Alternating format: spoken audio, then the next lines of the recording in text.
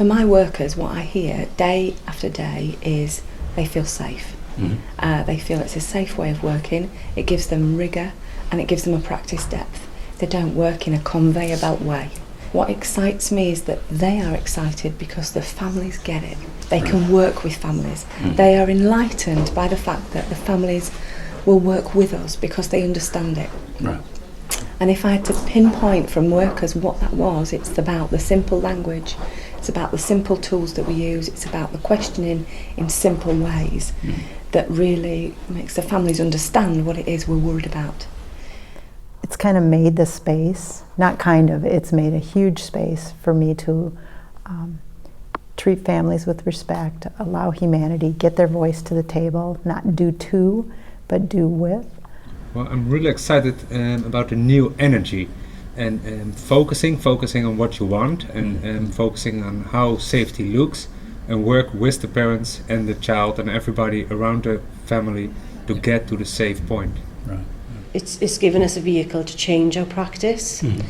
Our social workers were completely lost, because I always kind of use the analogy, it's a bit bizarre analogy, where social work practice is the mothership, and you've got your policies and procedures and everything else is your sisterships, and we were so preoccupied with the sisterships and we just completely lost our focus on the mothership. So what the science and safety approach is doing for us is getting us back to focusing on the mothership. It is our priority, and all conversations that we have in meetings, we are changing that now, because the science and safety approach is enabling us to kind of, well, what would that mean for practice? What would our practice look like if we kind of, introduce that policy, and what difference is that policy going to make?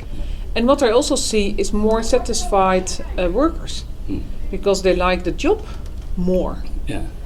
Because they can also, for them it's important that they also can see what's going well. Yeah. And what I want to do is to, when you're leading a child protection organization, it's almost managing of anxiety. Yeah. And that's what I don't want. Yeah. I really want to manage more from trust and what's going well everywhere in the country. I think the science of safety, that approach offers up a lot for the family to work within, the family to be involved, and it engages the family in so many different ways where they enter and they feel like they got something to say and they can say it, and there's got some things that they can work with. I think that I have the feeling that I always honest in my work, and that when one of the children or the parents come to me years later and say, what happened then, or why did I go to my grandparents to live, I can always explain with them every step we took, what brought the situation like it went, and that we created that plan together and thought it was the best for them. But the key thing that I've noticed in regards to people utilizing the signs of safety is the referrals that are received from social services are clear.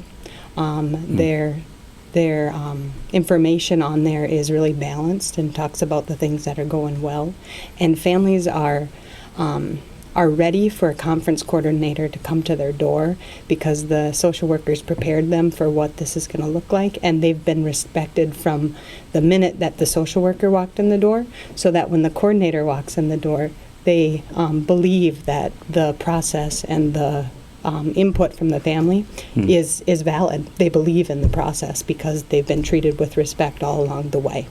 It's just I think it's given the work real life.